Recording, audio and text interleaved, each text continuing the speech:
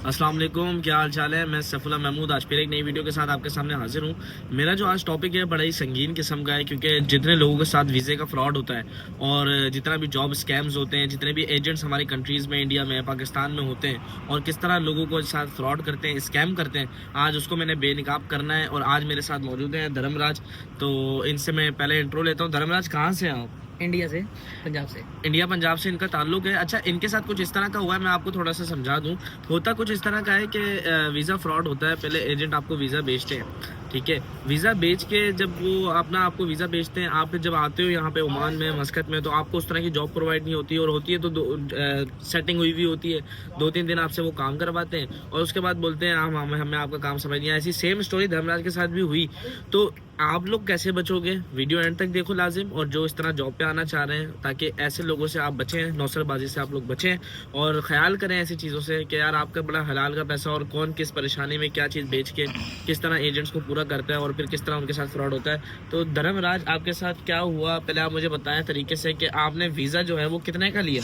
800 रियाल। आपने ओमानी 800 रियाल का इन्होंने वीज़ा लिया। तो जब वीज़ा लिया तो उन्होंने आपसे क्या क्या कमिटमेंट की कि क्या क्या होगा आपके साथ? मेरे को बोला आपको अच्छी सैलरी मिलेगी, जॉब अच्छी होगी। तो कितनी सैलरी बताई थी उन्होंने आपको? मेरे को 250 बताई थी उन्होंने। 250 सैलरी बताई थी। इन्हें 250 सैलरी बताई। तो जब यहाँ पर आप आए, आपकी आईडी वाईडी बनी, तो क्या काम की क्या सूरत हाल थी? काम मेरे को 2 दिन यहाँ पर उन्होंने कराया।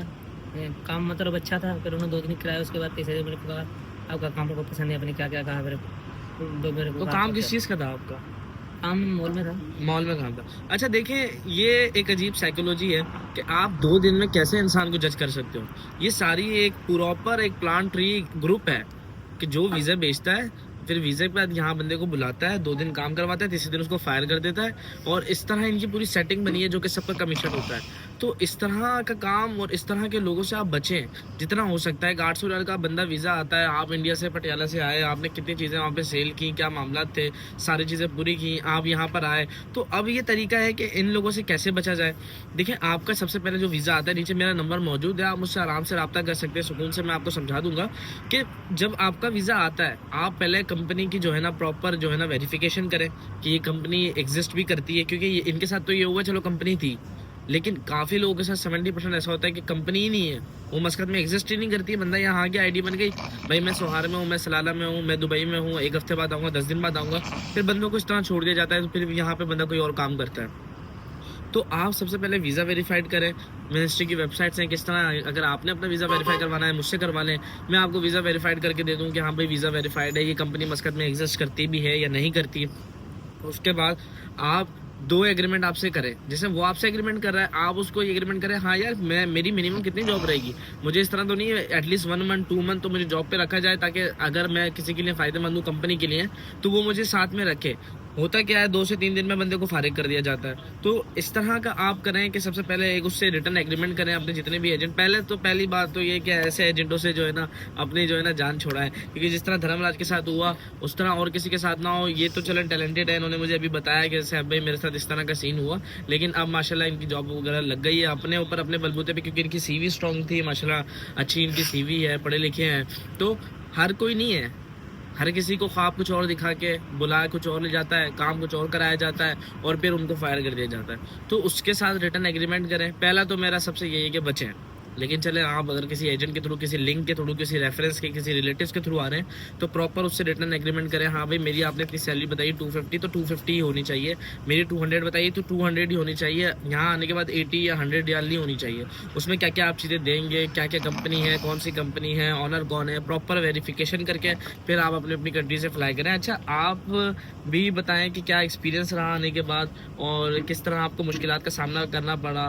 तो और जब आप यहाँ पर आए, तो जब आपको पता चला कि आपको हायर कर दिया, तो क्या परेशानी आपके ऊपर आई, ज़रा वो भी ज़रा लोगों को बताएं। परेशानी कहते नहीं, आदमी बहुत सपने से जाके आता है कि हम विदेश जाएंगे, इतना कमाएंगे, यहाँ के सपने टूटा। लेकिन मैं आपसे अपने पब्लिक से, आपकी जो पब्लिक देख रही है वीडियो, मैं उनसे एक बात ये शेयर करना चाहता हूँ। जैसे आपको एजेंट कहता है कि एक एफिडेविट लाता है कि आप शेयर करो कि आप 2 साल से पहले नहीं आ सकते, आओगे तो आपको इतना फाइन देना पड़ेगा।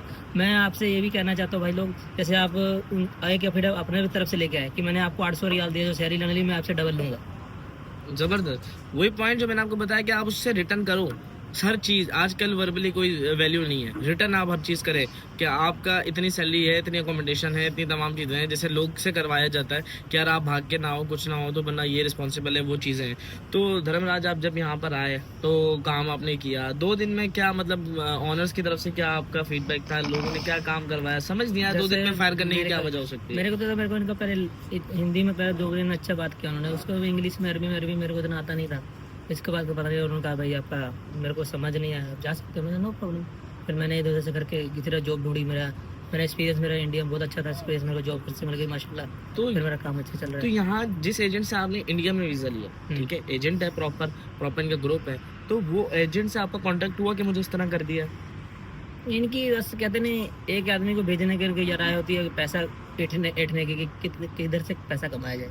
बिल्कुल ऐसे। ये जो एजेंट लोग कहते हैं, एजेंट पे जल्दी जल्दी आदमी को विश्वास नहीं करना चाहिए। विश्वास तो एजेंट से फिर भी थोड़ा बहुत तो रब्ता हुआ होगा आपका कि मुझे मेरे साथ इस तरह उन्होंने ट्रीट किया है और अब मैं क्या करूँ, कुछ परेशान हुए होंगे आप जरा? मैंने उसे रब्ता फ़ोन करने की कोशिश की, लेकिन उसने 1-2 बार नंबर मेरा लगा भी, उठाया था मैं करा दूँगा। उसके बाद उसने मेरा नंबर ब्लॉक कर दिया।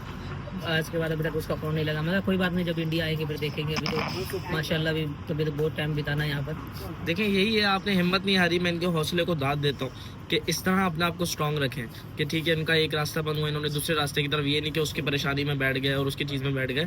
माशाल्लाह इनका बैकअप था, इनकी सीवी थी, इन्होंने दूसरी तरफ अपनी सर्चिंग शुरू की और जॉब भी माशाल्लाह लग गई, क्योंकि इंडिया से हैं। तो ये चीज़ें होती हैं, अपने आप को मजबूत रखें, हौसला ना हारें। तो बच्चे आप लोग ऐसे जो भी ये वीज़े के फ्रॉड करते हैं और स्कैम्स करते हैं, लाइक करें मेरी वीडियो को और उन लोगों तक शेयर करें जो कि यहाँ पे आना चाह रहे हैं, जिनका इस तरह का कुछ प्लान्स है।